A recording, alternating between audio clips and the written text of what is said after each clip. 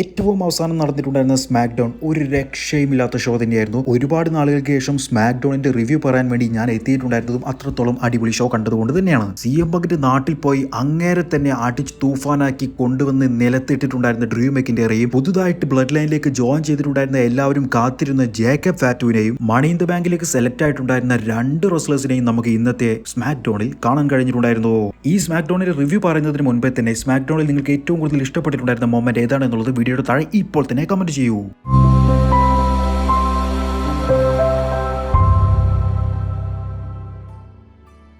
ഇന്നത്തെ smack ഡൗണിലേക്ക് CM പങ്ക് വരും എന്നുള്ളത് ആദ്യമേ തന്നെ പരസ്യം ചെയ്തിട്ടുള്ളതായിരുന്നു. അതുകൊണ്ട് തന്നെ ഫാൻസുകൾ മുഴുവൻ CM പങ്കിന്റെ നാടായിട്ടുള്ള ഷിക്കാഗോയിലെ ഫാൻസുകൾ മുഴുവൻ CM പങ്ക് എന്ന് പറഞ്ഞിട്ടുള്ള ചാൻറ്റുകളായിരുന്നു നടത്തിയിട്ടുണ്ടായിരുന്നത്. അപ്പോൾ തന്നെയായിരുന്നു പങ്കിന്റെ മ്യൂസിക് അവിടെ ഹിറ്റ് ചെയ്തിട്ടുണ്ടായിരുന്നതും CM പങ്ക് എല്ലാവരുടെയും അടുക്കലൂടെ റിംഗിലേക്ക് വന്നിട്ടുണ്ടായിരുന്നതും. അദ്ദേഹം വന്നതിന് ശേഷം പണ്ട് 2011 നടന്നിട്ടുണ്ടായിരുന്ന ഷിക്കാഗോയിലെ കാര്യങ്ങളെക്കുറിച്ചെല്ലാം തന്നെ സംസാരിക്കുകയുണ്ടായി. എന്നിട്ട് സ്കോട്ട്ലൻഡിൽ വെച്ച് നടന്നിട്ടുണ്ടായിരുന്ന ക്ലാഷ് അറ്റ് ദി കാസിലെ മൊമെന്റിനെ കുറിച്ച് പങ്ക് പറയുകയുണ്ടായി. സ്കോട്ട്ലാൻഡിൽ പോകുന്ന സമയത്ത് സെക്യൂരിറ്റികളെ കൊണ്ടുപോകണം എന്നുള്ളതായിരുന്നു ഞാൻ പ്രതീക്ഷിച്ചിട്ടുണ്ടായിരുന്നത്. പക്ഷേ ഒരു സെക്യൂരിറ്റി പോലും ഇല്ലാതെയായിരുന്നു ഞാൻ സ്കോട്ട്ലാൻഡിൽ പോയിട്ടുണ്ടായിരുന്നത്. ഡ്രൂ മെക്കിന്റർ അന്ന് എന്നെ ചവിട്ടിയ സമയത്ത് അന്ന് എന്നെയായിരുന്നില്ല ചവിട്ടിയിട്ടുണ്ടായിരുന്നത്, എന്റെ നാട്ടുകാരായ ഷിക്കാഗോക്കാരെയാണ്, അതായത് നിങ്ങളെയാണ് ചവിട്ടിയത്. ഡ്രൂ മെക്കിന്ററിന്റെ കരിയർ നശിപ്പിക്കണം, അദ്ദേഹം ജീവിച്ചിരിക്കുന്ന സമയത്ത് തന്നെ അദ്ദേഹത്തിന്റെ കരിയറിനെ നശിപ്പിക്കണം എന്നുള്ളത് വിചാരിച്ചുകൊണ്ട് തന്നെയായിരുന്നു ഡ്രൂ മെക്കിന്റർ ഇങ്ങനെയെല്ലാം തന്നെ ചെയ്തിട്ടുണ്ടായിരുന്നത്. പക്ഷെ ഇത് ഇത്രത്തോളം സിമ്പിൾ ആയിരിക്കും എന്നുള്ളത് താൻ പോലും വിചാരിച്ചില്ല എന്ന് തന്നെ പങ്ക് പറയുകയുണ്ടായി. പിന്നീട് മെക്കിന്റർ ക്വിറ്റ് ചെയ്തു എന്ന് കഴിഞ്ഞ റോ എപ്പിസോഡിൽ പറഞ്ഞതിനെ കുറിച്ചെല്ലാം തന്നെ സംസാരിക്കുന്ന സമയത്ത് തന്നെയായിരുന്നു അവിടേക്ക്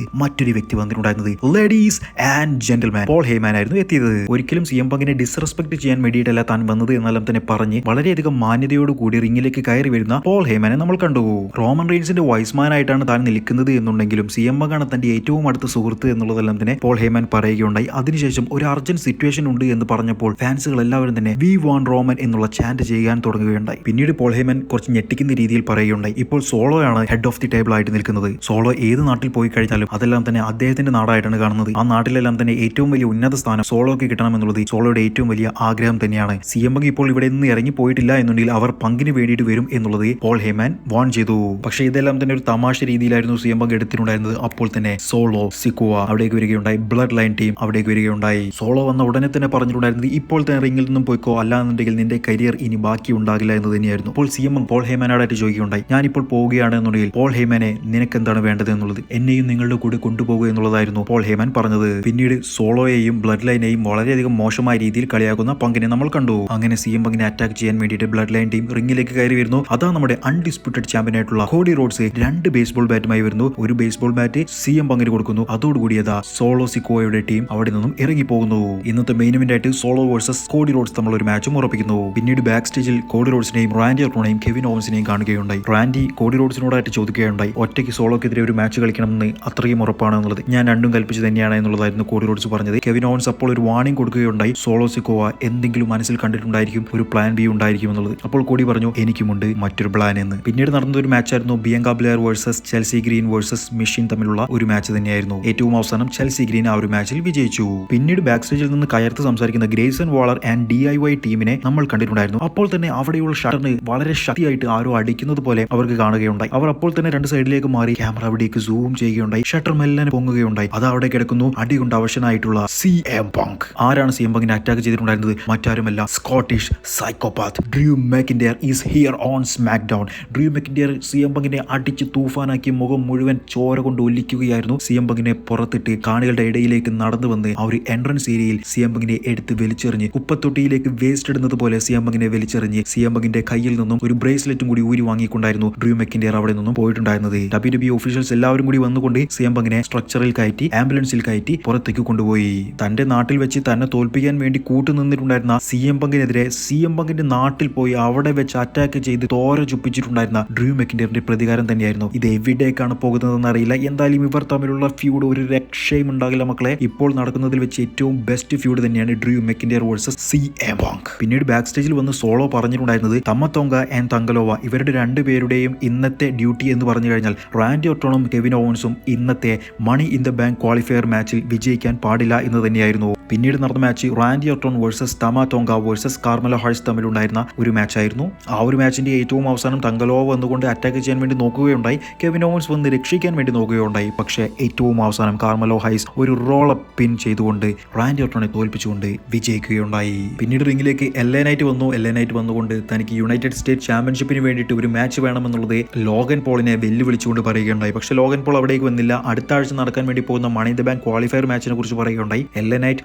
ലോഗൻ പോൾ, സാന്റോസ് എസ്കോബാർ എന്നിവർ തമ്മിലുള്ള മാച്ചായിരുന്നു നടക്കാൻ വേണ്ടിയിരുന്നത്. അതുകൊണ്ട് തന്നെ സാന്റോസ് എസ്കോബാർ അവിടേക്ക് വരികയുണ്ടായി. ഇവർ തമ്മിൽ ചെറിയൊരു റിസൾട്ട് ഉണ്ടാവുകയും സാന്റോസിനെ LA നൈറ്റ് അറ്റാക്ക് ചെയ്യുകയും ചെയ്തു. LA നൈറ്റ് എന്നിട്ട് ക്യാമറയിൽ നോക്കി സംസാരിക്കുന്ന സമയത്ത് തന്നെ ലോഗൻ പോൾ അവിടേക്ക് വരികയും LA നൈറ്റിനെ അറ്റാക്ക് ചെയ്യുകയും ചെയ്തു.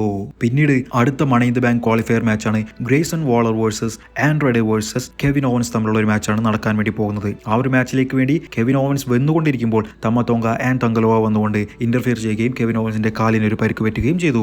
അങ്ങനെ ആ ഒരു മാച്ചിന്റെ ഏറ്റവും അവസാനം ആൻഡ്രോയിഡ് ആയിരുന്നു വിജയിച്ചിട്ടുണ്ടായിരുന്നത്. പിന്നീടാണ് ഇന്നത്തെ മെയിൻ ഇവന്റ് നടക്കുന്നത്. Cody Rhodes versus solo Sikoa തമ്മിലുള്ള മാച്ച്. ആ ഒരു മാച്ചിന് വരുന്നതിന് മുമ്പേ സോളോ പോൾ ഹേമനോടായിട്ട് പറയുകയുണ്ടായി റോമൻ റെയിൻസ് വരാനേ പോകുന്നില്ല, തിരിച്ചു വരില്ല എന്നുള്ളത്. പോൾ ഹേമൻ അപ്പോൾ ഞെട്ടിത്തെറിച്ച് കരഞ്ഞുകൊണ്ട് നിൽക്കുകയായിരുന്നു. ഇവരുടെ കെമിസ്ട്രി ഒരു രക്ഷയുമില്ല. റോമൻ റെയിൻസിന്റെ ഇനി തിരിച്ചുവരവ് എനിക്ക് ആലോചിക്കാനേ വയ്യ. കാരണം അത്രത്തോളം പോപ്പ് കിട്ടും, അത്രത്തോളം ഫാൻസിന്റെ സപ്പോർട്ട് കിട്ടും റോമൻ റെയിൻസിന്റെ തിരിച്ചുവരവിന്. അങ്ങനെ കോഡി വേഴ്സസ് സോളോ തമ്മിലുള്ള മാച്ച് തുടങ്ങി കുറച്ചു നേരം കഴിഞ്ഞപ്പോഴേക്കും തമ ടോങ്ക ആൻഡ് തങ്കലോവ രണ്ടുപേരും കൂടി മാച്ചിലേക്ക് ഇന്റർഫിയർ ചെയ്ത് വരികയും ആ ഒരു മാച്ച് ഡിസ്ക്വാളിഫൈ ചെയ്യുകയും ചെയ്തു. അപ്പോൾ തന്നെ Randy Orton and Kevin Owens ഇവർ രണ്ടുപേരും കൂടി റിംഗിലേക്ക് വരികയും തമ ടോങ്കയെയും തങ്കലോവയെയും എടുത്ത് പുറത്തേക്ക് വലിച്ചെറിയുകയും ഇവർ മൂന്നുപേരും കൂടി ഒരുമിച്ച് സോളോയെ അറ്റാക്ക് ചെയ്യാൻ വേണ്ടി ഒരു കോർണറിലേക്ക് പോവുകയായിരുന്നു. അപ്പോൾ പേടിച്ചരണ്ടതുപോലെ നിന്നിട്ടുണ്ടായിരുന്ന സോളോ പെട്ടെന്ന് തന്നെ ഒരു കൊലച്ചിരിച്ചിരിക്കുകയുണ്ടായി. അതാ വരുന്നു ഒരു ചവിട്ട്, രണ്ട് ചവിട്ട്, മൂന്ന് ചവിട്ടുകളുമായിട്ട് ജേക്കബ് ഫാറ്റു. ജേക്കബിന്റെ മോന്തക്കിട്ട് കെവിൻ ഓവൻസിന്റെ വക ഒരു ചവിട്ട് കൊടുത്തിട്ടുണ്ടെങ്കിലും നമ്മുടെ പഴയ ഉമാഗ എങ്ങനെയായിരുന്നു ആ ഒരു ലെവലിലായിരുന്നു ജേക്കബ് ഫാറ്റു കാണിച്ചിട്ടുണ്ടായിരുന്നത്.